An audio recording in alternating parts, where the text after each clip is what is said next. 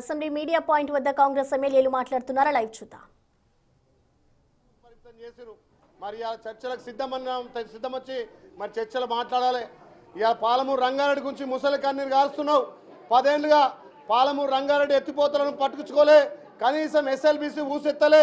ఇలా గ్రావిడ్ ద్వారా వచ్చే నీళ్ళను కూడా తేలేకపోయి విఫలమైనటువంటి కేసీఆర్ని కదా ఇలా ఫామ్ హౌస్కు పంపింది. ఇలా నల్లగొండ ఉసురు ముట్టే మీరు ఫామ్ హౌస్కు పరిమితమైరు.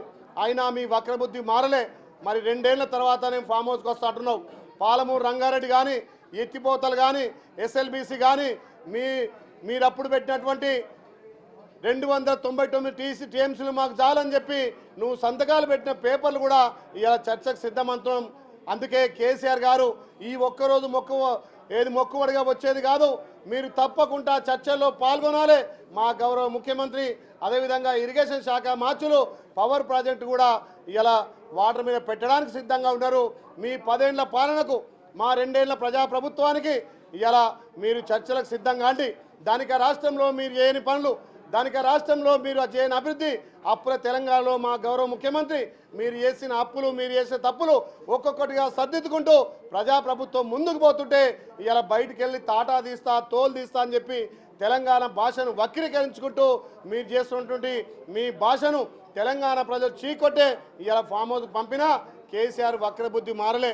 మరి కేటీఆర్, హరీష్ రావు చేత కాకుండా ప్రతిపక్షంలో ఉండి కూడా మాట్లాడలేకుండా ప్రభుత్వానికి సూచన సలహాలు ఇవ్వకుండా చిల్లర మల్లర మాట్లాడుతున్నారు. ఇలా భాష వక్రీకరించి ఇలా భాష ఏ రకంగా పేద ప్రజలు కానీ ఇలా గ్రామీణ ప్రాంతాలలో చిల్లర భాష మాట్లాడే విధంగా ఇలా కేటీఆర్ మాట్లాడుతూ ఉన్నాడు. ఇలా కేటీఆర్ తండ్రి చాటును వచ్చి ఏదో ఎమ్మెల్యేగా మంత్రిగా అయిన తప్ప ఎన్నడూ కూడా తన స్వయశక్తి మీద రాజకీయాలు చేసి ఇలా అట్టడుగు వర్గానికి రాలే. మొన్ననే జరిగినటువంటి సర్పంచ్ ఎలక్షన్లో మీకు మీ పార్టీకి బుద్ధి చెప్పినా మీ వక్రబుద్ధి మారలే. మీరు ధనిక రాష్ట్రంలో చేయని పనులు, ఇలా రైతు రుణమాఫీ అంటే ధనిక రాష్ట్రంలో ₹1,00,000 రుణమాఫీ చేయమంటే పావులా చేసిరు. మరి అప్పుడే తెలంగాణ ఉన్న మా ప్రభుత్వం, మా గౌరవ ముఖ్యమంత్రి ఏకకాలంలో 2 లక్షల రుణమాఫీ చేసినాం. ఇలా రైతు భరోసా 6,000 ఇస్తున్నాం, రైతు సబ్సిడీ ఇస్తున్నాం, రైతు ఇన్పుట్ సబ్సిడీ ఇస్తున్నాం, రైతులకు పెద్దపీట వేసినాం. ఇలా తెలంగాణలో మహిళల ఆత్మగౌరవం పెంచి మహిళలకు పెద్దపీట వేసినాం. ఇలా మహిళలకు వడ్డీ లేని రుణాలు ఇస్తున్నాం. ఇలా మహిళలకు అన్ని రకాల తెలంగాణలో ఆత్మగౌరవం పెంచినాం.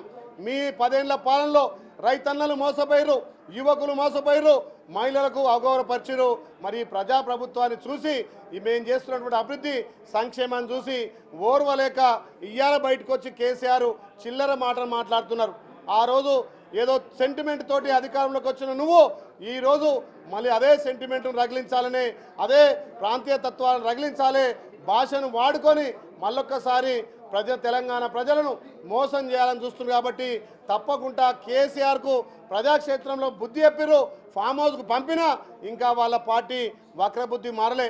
ఎప్పుడైతే మీ టీఆర్ఎస్ పార్టీని బీఆర్ఎస్గా నామకరణ చేసిరో అప్పుడే తెలంగాణ పేగుబంధం తెగిపోయింది. కాబట్టి ఇవాళ మీరు తెలంగాణలో మీ పార్టీ కానీ మీరు కానీ కర్మరుగే రోజు దగ్గర పడ్డాయి. ఏదో మీ ఉనికి చాటుకోవాలి. మొన్ననే ఇక్కడ జరిగినటువంటి సర్పంచ్ ఎలక్షన్లో మీకు సరిగ్గా సీటు రాలేదని చెప్పి ఏదో రెచ్చగొట్టే ప్రకటన చేస్తున్నారు. తప్పకుండా రాబోయే రోజుల్లో మున్సిపల్ కానీ ఇక్కడ జడ్పీటీసీ ఎంపీటీసీ ఎలక్షన్లో మీకు చిత్తుగా ఓడిస్తారని చెప్పి తెలియజేస్తూ ఇవాళ కేసీఆర్ గారు మేము ఆహ్వానిస్తున్నాం, చర్చలకు రమ్మంటున్నాం. ఈ ఒక్కరోజు మొక్కుబడిగా కాదు, ప్రతిరోజు చర్చల్లో పాల్గొని మీ 10 ఏళ్ల పాలనకు, మా ప్రజాప్రభుత్వం 2 ఏళ్ల పాలనకు ఇలా చర్చలు చేద్దామని చెప్పి కేసీఆర్కి హితవు పలికి ఇలా ప్రతిపక్ష హోదా నిర్వహించి సభా మర్యాదలు కాపాడాల్సిందిగా కేసీఆర్ గారికి తెలియజేస్తున్నాం.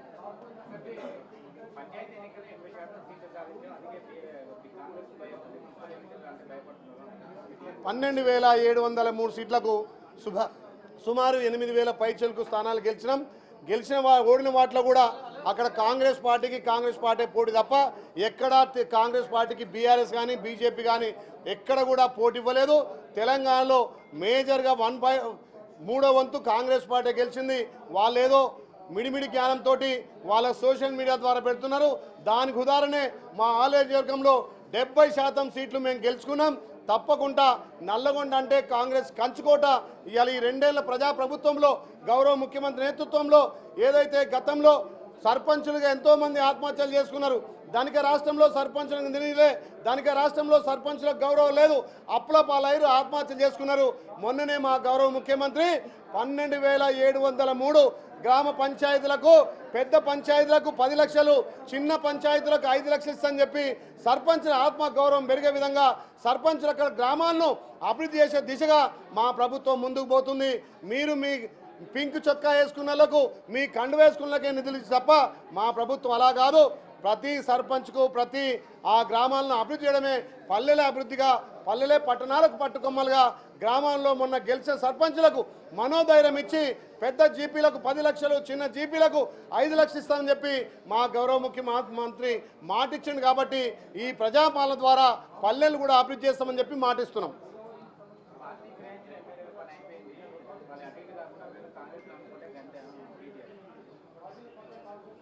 గురిగింజ తన కింద నలుపెరిగినట్టుగా కేసీఆర్ గారు, హరీష్ రావు గారు పార్టీ ఫిరాయింపుల గురించి మాట్లాడితే ప్రజలు ముక్కు మీద వేలేసుకుంటున్నారు.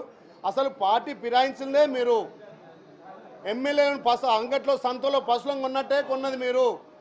ఇవాళ మీరు ఫిరాయింపుల గురించి మాట్లాడితే మరిగా ఈ దయ్యాలు వేదాలు వల్లించినట్టుంటాయి. మరి కేసీఆర్ గారు అంగట్లో సంతలో పశువులను కొన్నట్టు ఎమ్మెల్యేలను కొన్నాడు. అప్పుడు ఎమ్మెల్యేలకు ఆత్మ గౌరవం లేకుండా ఎక్కడ పడితే అక్కడ అగౌరవపరిచి ఇవాళ ప్రజాప్రభుత్వం గౌరవ ముఖ్యమంత్రి నేతృత్వంలో 119 నియోజకవర్గాలకు అభివృద్ధి పనులు ఇస్తుంటే కొంతమంది ఆకర్షితులై ముఖ్యమంత్రి దానికి వచ్చి అభివృద్ధి కోసం వస్తే పార్టీ ఫిరాయిలు వస్తున్నావు. తప్పకుండా రాబోయే రోజుల్లో ప్రజాక్షేత్రంలో ఇంకా కూడా వాళ్ళకు డిపాజిట్ రాకుండా తెలంగాణ ప్రజలు ఇప్పటికే బుద్ధి చెప్పారు.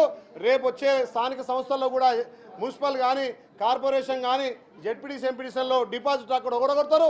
పార్టీ ఫిరాయింపులకు పెద్దన్ననే కేసీఆర్, కేటీఆర్, హరీష్ రావు.